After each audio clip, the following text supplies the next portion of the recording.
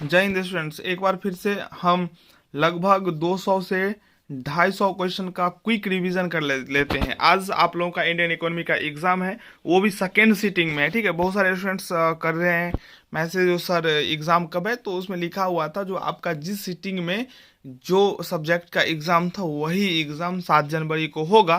तो आप लोगों का एग्जाम सेकेंड सीटिंग में होगा।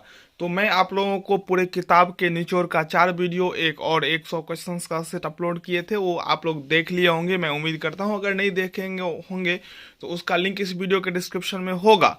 ठीक है, आप इस वीडियो को लाइक कर दें, चैनल को सब्सक्राइब कर दें। अभी हम लगभग 300 क्वेश्चंस का सेट, वो भी क्विक में। ठीक है, इसमें ज़्यादा हम टाइम नहीं देंगे। एक बार अपने तैयारी को रिवीजन बोल सकते हैं, रिवीजन कर लीजिए फटाफट। ठीक है, चलिए पहला क्वेश्चन, भारत में सहकारिता आंदोलन का सूत्रपात हुआ था। तो 1940 में भारत में सहकारिता आंदोलन बिल्कुल असफल नहीं रहा, बल्कि इसे सीमित सफलता मिली है। यह बात सही है। ठीक है, पूरा पूरी असफल नहीं रहा था भारत में सहकारिता आंदोलन, ये सीमित सफलता मिली, मतलब उतना सफलता नहीं मिला लेकिन सफल रहा था। ठीक है, चलिए भारत में विस्तृत खेती के लिए क्षेत्र बहुत है सीमित। भारत में विस्तृत खेती के लिए क्षेत्र बहुत है सीमित, जिसके पीछे का वजह है जनसंख्या विस्फोट। जनसंख्या विस्फोट के कारण खेतों का आकार छोटा हो गया है, जिससे वैज्ञानिक पद्धति से खेती करने में मुश्किल आ रही है। गहन खेती आय और रोजगार बढ़ाने में सहायक है। गहन खेती आय और रोजगार बढ़ाने में सहायक है, यह बात बिल्कुल सही है। चलिए सहायकी की नीति लाभ पहुंचाने की बजाय संसाधन व्यर्थ नष्ट करती है, यह भी बात सही है। सहायकी सब्सिडी की नीति लाभ पहुंचाने की बजाय संसाधन व्यर्थ नष्ट करती है। चलिए, सहायकी नीति विशुद्ध वरदान है। सहायक नीति विशुद्ध वरदान है, तो ऐसा नहीं है। ठीक है, उर्वरक और सिंचाई, उर्वरक और सिंचाई के क्षेत्र में सब्सिडी लाभप्रद है, ये बिल्कुल सही। सब्सिडी का मतलब होता है जो आप कोई काम करें तो सरकार आपको कुछ ग्रांट देगा। ठीक है, अगला प्रश्न है, सहकारी कृषि की विशेषता है। सहकारी कृषि की विशेषता में बड़े पैमाने की कृषि तथा भूमि पर व्यक्तिगत स्वामित्व होता है। सहकारी कृषि का लाभ है, तो सहकारी कृषि का लाभ है भूमि का एकत्रीकरण, संयुक्त प्रबंध, व्यक्तिगत स्वामित्व, उपरोक्त सभी। 123वां प्रश्न है, सहकारी कृषि व्यक्तिगत तथा सामूहिक कृषि के बीच का समझौता है। बिल्कुल सही है, सहकारी कृषि व्यक्तिगत तथा सामूहिक कृषि के बीच का समझौता है। 124वां प्रश्न है, भारतीय दृष्टि से सहकारी आंदोलन अपने सही रूप की तुलना में कहीं कम अमूल्यवादी है। वास्तव में इसका प्रमुख दोष है कि वर्तमान स्थिति में कोई परिवर्तन नहीं करता। यह विचार किस अर्थशास्त्री का है? तो गुरनार मिर्डल का। ठीक है, भूमि सुधार का उद्देश्य है, भूमि सुधार का उद्देश्य है तो लाभ कर जोतों की स्थापना, किसानों को शोषण से बचाना, कृषि उत्पत्ति उत्पादिता में वृद्धि करना, उपरोक्त सभी है। ठीक है, 126वां प्रश्न, सीमा निर्धारण का प्रमुख उद्देश्य है अतिरिक्त भूमि को भूमिहीनों में बांटना। सीमा निर्धारण का प्रमुख उद्देश्य है अतिरिक्त भूमि को भूमिहीनों में बांटना, यह बात सही है। 127वां प्रश्न, यदि गैर कृषि आय पर सीमा लगाने का विचार नहीं किया जाता है तो कृषि आय पर सीमा लगाना अन्यायपूर्ण ही होगा। अन्यायपूर्ण ही नहीं होगा, अपितु समाज में भारी असंतुलन पैदा कर देगा। क्या है? यदि गैर कृषि आय पर सीमा लगाने का विचार नहीं किया जाता है तो कृषि आय पर सीमा लगाना अन्यायपूर्ण ही नहीं होगा, अपितु समाज में भारी असंतुलन पैदा कर देगा। यह किसने कहा? तो यह कथन है प्रोफेसर गैरडगिल का। ठीक है, 28वां प्रश्न है, विभाजन विखंडन दूर करने का उपाय चकबंदी है। विभाजन विखंडन को दूर करने का उपाय चकबंदी है, बिल्कुल सही है। उप विभाजन एवं विखंडन लाभ से अधिक हानियां है, यह भी सही है। विचौलियों का उन्मूलन देश में भूमि सुधार का पहला कदम है, सही बात है। कृषि साख का सबसे सशक्त साधन है, कृषि साख का जो सबसे सशक्त साधन है वो महाजन ही है। 132वां प्रश्न है, बैंकों का राष्ट्रीयकरण कब हुआ था? तो 1969 ईस्वी में। क्षेत्रीय बैंक, ग्रामीण बैंकों की स्थापना 1975 ईस्वी में हुआ था, ऑप्शन डी में दिया हुआ है। नाबार्ड की स्थापना 1982 में। सभी प्रश्न मैं आपको बताए ही थे, बस यहाँ पे हम रिवीजन कर रहे हैं, ठीक है। चलिए 155वां प्रश्न है, 135वां, जो नाबार्ड का मुख्यालय कहाँ है? तो मुंबई इसका राइट आंसर हो जाएगा, ठीक है। किसान क्रेडिट कार्ड की शुरुआत कब हुई? किसान क्रेडिट कार्ड की शुरुआत कब हुई? तो 1998-99 में। 137वां प्रश्न है, किसान क्रेडिट कार्ड के अंतर्गत डैश ऋण दिया जाता है? तो अल्पकालीन। ग्रामीण बैंक डैश को ऋण देते हैं? तो बड़े किसानों को, भूमि किसानों को, सीमांत किसानों को, बटाईदार किसानों को। तो इसका हो जाएगा सीमांत किसानों को।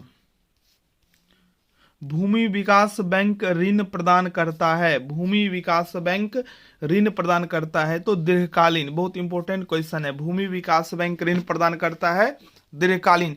लीड बैंक परियोजना 1969 में रिजर्व बैंक द्वारा शुरू की गई, यह बात सही है। लीड बैंक परियोजना 1969 में रिजर्व बैंक के द्वारा शुरू की गई, इसको आप ध्यान से देख लीजिएगा। लीड बैंक परियोजना कब शुरू हुआ? 1969 में। किसके द्वारा? तो RBI, reserve bank of India के द्वारा। इनका स्थापना 1935 ईस्वी में हुआ था। लीड बैंक ग्रामीण बैंक की स्थापना करते हैं। लीड बैंक ग्रामीण बैंक की स्थापना करते हैं। चलिए सही है। 142वां प्रश्न, कृषि अर्थव्यवस्था अल्प विकसित व्यवस्था का पर्यायवाची है? सही बात है।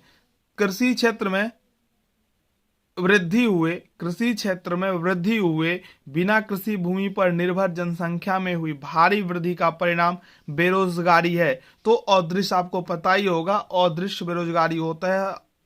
अर्ध विकसित देशों में स्वरोजगार ग्रामीण युवक प्रशिक्षण योजना का प्रारंभ कब हुआ? स्वरोजगार ग्रामीण युवक प्रशिक्षण योजना का प्रारंभ कब हुआ?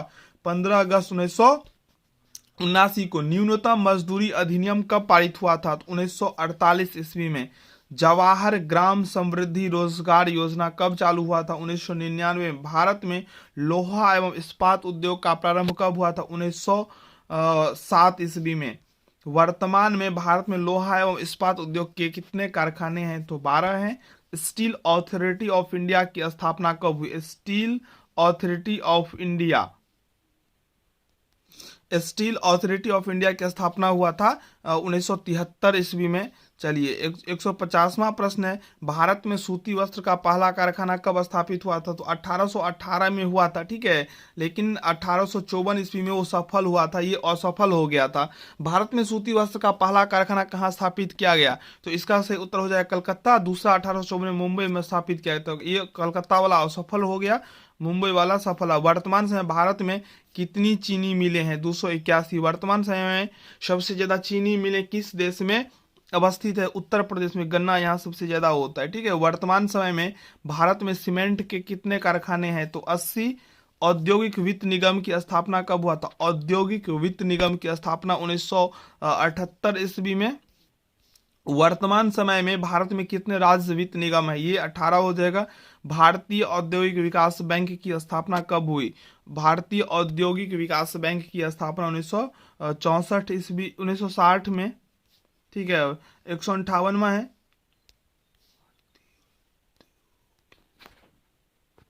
भारतीय औद्योगिक विकास बैंक का 1964 में हुआ था, ठीक है। ये इसका आंसर गलत है। चलिए आगे बढ़ते हैं। भारतीय औद्योगिक विकास बैंक, भारतीय औद्योगिक विकास बैंक ये केंद्र सरकार के अधीन एवं एक स्वायत्तशासी निगम है। जिला औद्योगिक केंद्र की स्थापना हुई थी 1977 ईस्वी में। वर्तमान में देश में कितने जिला औद्योगिक केंद्र है? 425। 1948 की औद्योगिक नीति की प्रमुख विशेषता थी नियंत्रित मिश्रित अर्थव्यवस्था की स्थापना। 1956 की औद्योगिक नीति की प्रमुख विशेषता थी तो औद्योगिक नीति और योजनाओं में समन्वय स्थापित करना। 1977 की औद्योगिक नीति का लक्ष्य था तो उपभोक्ता वस्तु को उत्पादन में वृद्धि, आर्थिक शक्ति के केंद्रीकरण पर रोक, रोजगार प्रधान उद्योगों का विकास। तो उपरोक्त सभी इसका आंसर हो जाएगा। 164वां प्रश्न है, 1980 की औद्योगिक नीति का उद्देश्य था तो क्षेत्रीय असंतुलन को दूर करना, आत्मनिर्भर अर्थव्यवस्था की स्थापना, निर्यात आयातक उद्योगों का विकास। तो उपरोक्त सभी हो जाएगा। 1991 की औद्योगिक नीति की विशेषता है तो सार्वजनिक क्षेत्र की भूमिका कम करना, अफसरशाही और सरकारी नियंत्रण को कम करना, विदेशी निवेश को प्रोत्साहन देना, इनमें से सभी होगा। 166वां प्रश्न है, सार्वजनिक उपक्रम के अंतर्गत उद्योगों का स्वामित्व, संचालन व प्रबंधन नौ सरकार के हाथों में होता है। यह कथन सही है। भारत में प्रति इकाई उत्पादन लागत विकसित देशों में उत्पादन लागत के समान है। ये सही नहीं है, ठीक है। भारत में प्रति इकाई उत्पादन लागत विकसित देशों में उत्पादन लागत के समान है, ये संभव नहीं है। भारत में जो उत्पादन लागत है वो विकसित देशों की तुलना में अलग होगा, ठीक है।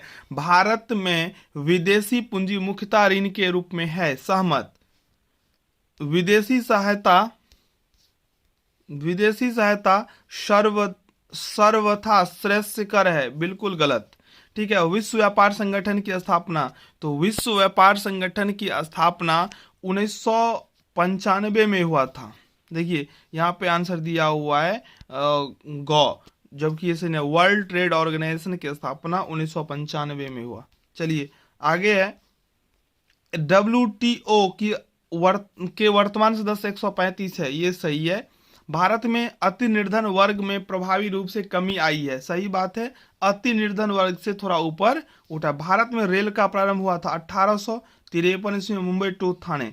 रेलों का सरकारीकरण कब आरंभ हुआ? 1925 ईस्वी में। सड़क परिवहन रेल परिवहन की अपेक्षा श्रेष्ठ है, ये सड़क परिवहन रेल परिवहन की अपेक्षा सर्वश्रेष्ठ है, ये गलत है, ठीक है। रेल परिवहन सबसे अच्छा माना जाता है।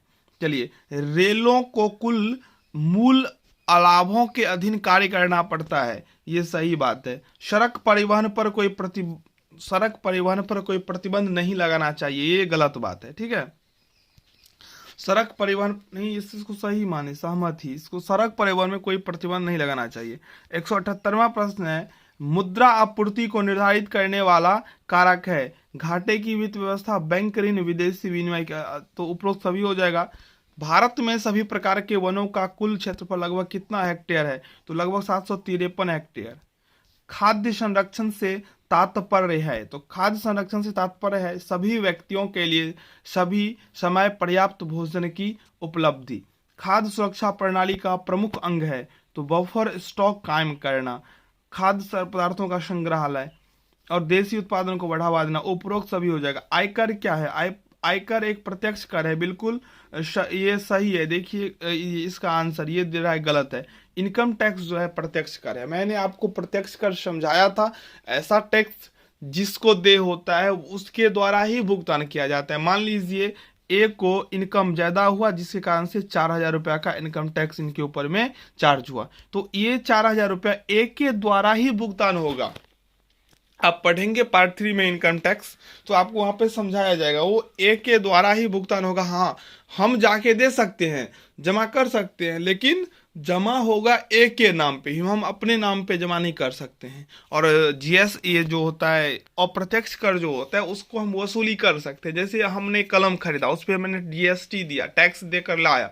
अब हमको कलम नहीं लेना है तो हम आपके हाथों बेच देंगे, तो मैंने आपसे जीएसटी वसूल लिया, मैंने जो भुगतान किया तो अप्रत्यक्ष कर को वह भुगतान करता है जो उस वस्तु का अंतिम उत्पादक होता है, ठीक है। तो आयकर क्या है? प्रत्यक्ष कर है। तो यहाँ पे गलत आंसर दे रहा है, लेकिन ऐसा नहीं है, आयकर प्रत्यक्ष कर है और यह सही है, ठीक है। बहुत सारे आंसर गेस में गलत होते हैं, ये मैं आपको बहुत बार बता चुका हूँ। बिक्री कर अप्रत्यक्ष कर है, देखिए ये भी बोल रहा है गलत है, नहीं सही बात है। बिक्री कर जो है वो अप्रत्यक्ष कर है, ठीक है। चलिए, उत्पाद कर प्रत्यक्ष कर है, ये भी गलत है। राज्य सरकार की आय के स्रोत हैं रेल, डाक, तार, टकसाल, परिवहन, वन, सिंचाई। तो रेल, डाक, तार, टकसाल, परिवहन, वन, सिंचाई, ये तो रेल सब तो राज्य सरकार का नहीं है, ये केंद्र का होता है। परिवहन सब जो होता है ये आएगा राज्य सरकार के अधीन। गैर डैश व्यापारिक संधि है, तो बहुपक्षीय गैट जो है बहुपक्षीय व्यापारिक संस्था है। गैट का समझौता कब हुआ था? 1948 ईस्वी में। गैट में कितने देशों के मध्य समझौता हुआ? 23 देशों के। ट्रिप्स समझौता पक्षपातपूर्ण है, तो सही बात है। ट्रिप्स समझौते से तो पेटेंट प्रणाली का विस्तार होता है, सही है। ग्रामीण बेरोजगारी का रूप है प्रच्छन्न और मौसमी बेरोजगारी, अल्प बेरोजगारी, खुली बेरोजगारी। तो ग्रामीण बेरोजगारी जो है ना ये क ही होगा, ठीक है। भारत में बेरोजगारी का सबसे सशक्त कारण है जनसंख्या में भारी वृद्धि, बिल्कुल सही है।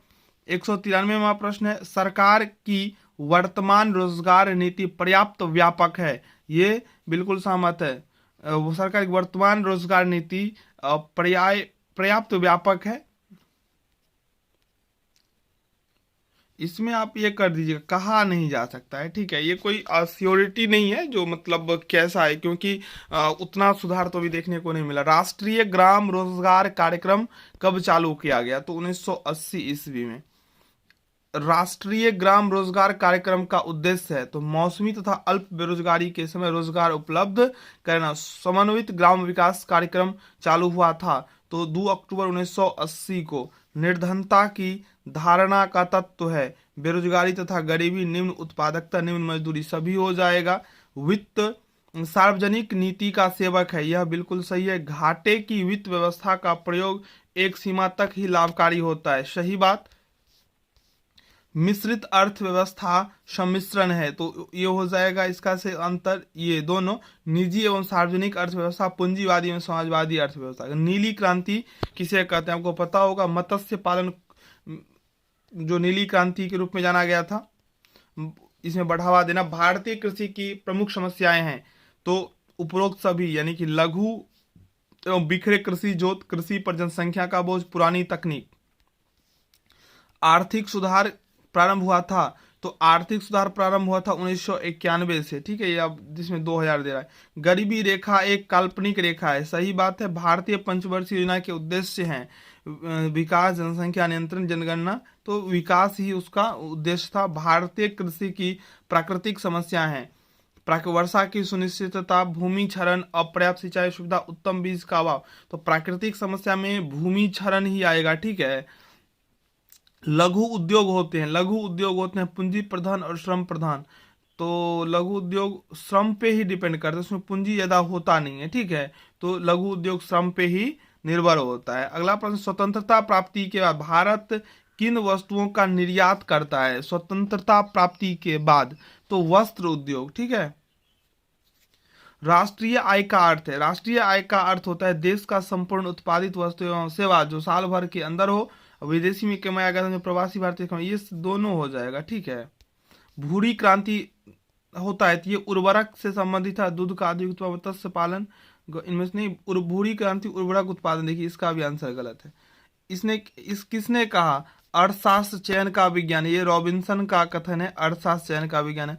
हम लोगों की न्यूनतम आवश्यकता है रोटी, कपड़ा और मकान, भोजन, वस्त्र, आवास, डी हो जाएगा। पशुपालन का अंग है तो उपरोक्त सभी हो जाएगा। विकास का बेहतर सूचक है राष्ट्रीय उत्पादन, ठीक है। राष्ट्रीय वास्तविक प्रति व्यक्ति है विकास का बेहतर सूचक, राष्ट्रीय उत्पादन, राष्ट्रीय आय, मवेशी, वास्तविक प्रति व्यक्ति है, ये गौ होगा इसका सही है, ठीक है। वास्तविक प्रति व्यक्ति है, देखिए इसका भी आंसर। चलिए, ऊर्जा के स्रोत हैं तो ऊर्जा के ये परंपरागत और गैर परंपरागत दोनों स्रोत होते हैं। भारत में बेरोजगारी के कारण है जनसंख्या में तीव्र वृद्धि।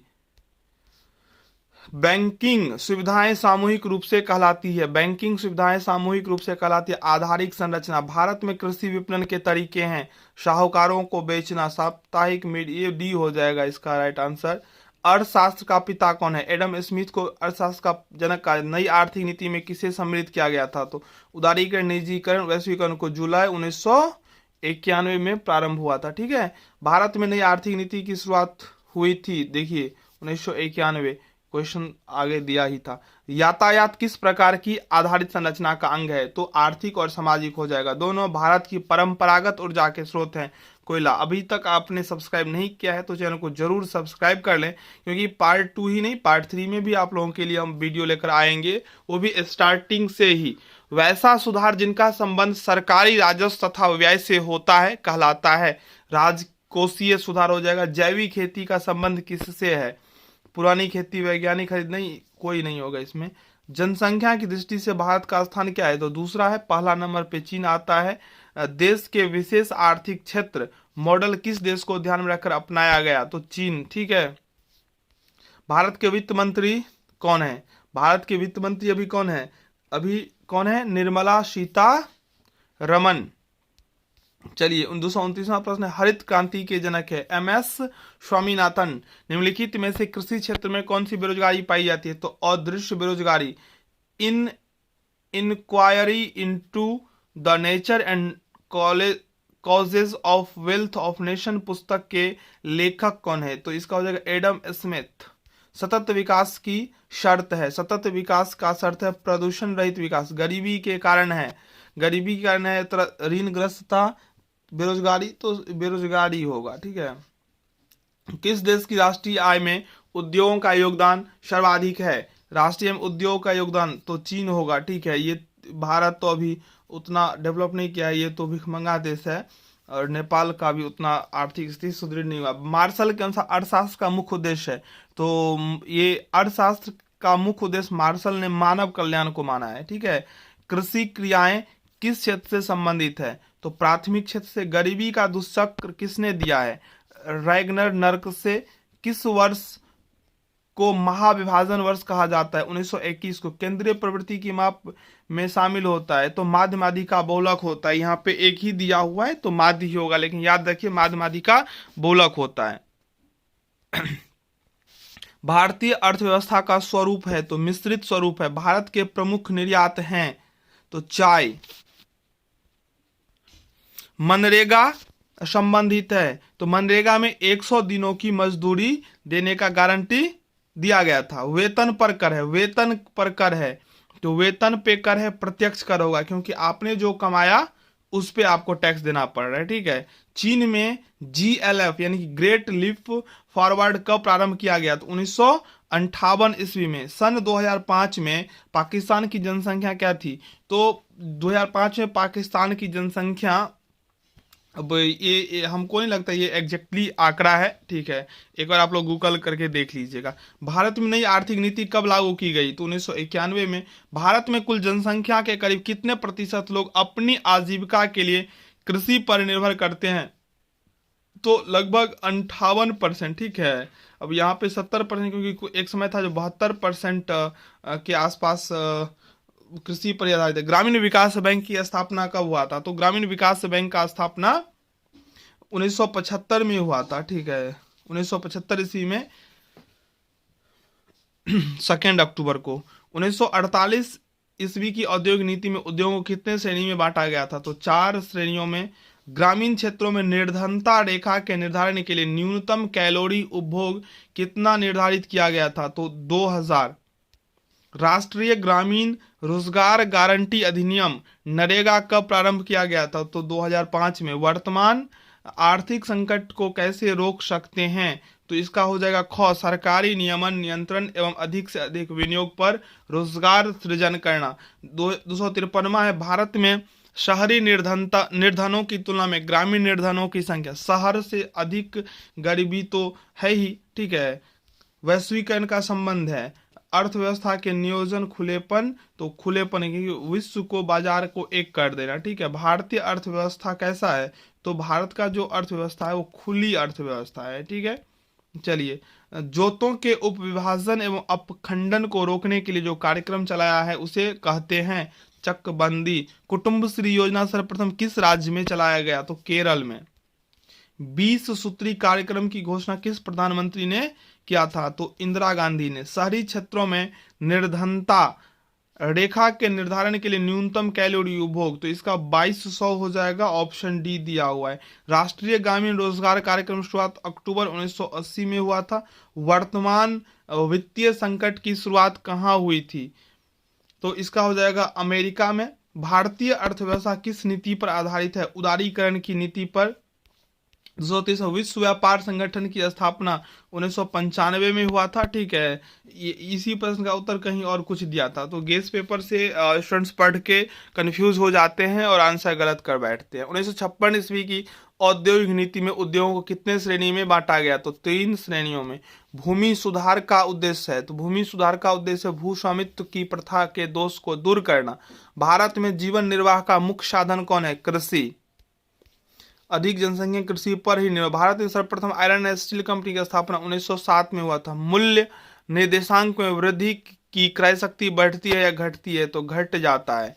ठीक है। कोई उपभोक्ता निर्देशांक किस परिवर्तन से मापता है, तो खुदरा कीमत से। आधारित संरचना में शामिल की जाने वाली सेवाएं कौन सी है, तो उपरोक्त सभी हो जाएगा, यानी कि परिवहन, संचार, बिजली। वर्ष 1998 से 2000 में भारत की कुल श्रम शक्ति का आकार कितना आंका गया, 40 करोड़।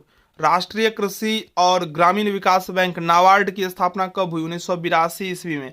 भारत सन 2020 तक दुनिया के 4 प्रमुख विकास केंद्रों में से एक बनकर उभरेगा, यह कथन डच एंड ड्यूबा बैंक ने दिया था। यह पूछने वाला नहीं है क्वेश्चन। ठीक है, चलिए। योजना आयोग ने ग्रामीण क्षेत्रों में प्रतिवेदन कितने न्यूनतम कैलोरी उपभोग को निर्धारित किया था, तो 2400। स्वतंत्रता पूर्व भारत में सबसे पहले निर्धनता रेखा की अवधारणा पर किसने विचार किया, दादा भाई नौरोजी ने। चलिए, तो अभी इतना ही। एक और वीडियो इसी महामैराथन से अपलोड होगा। आप लोग वीडियो को लाइक कर दें, एक प्यारा सा कमेंट और चैनल को सब्सक्राइब। धन्यवाद।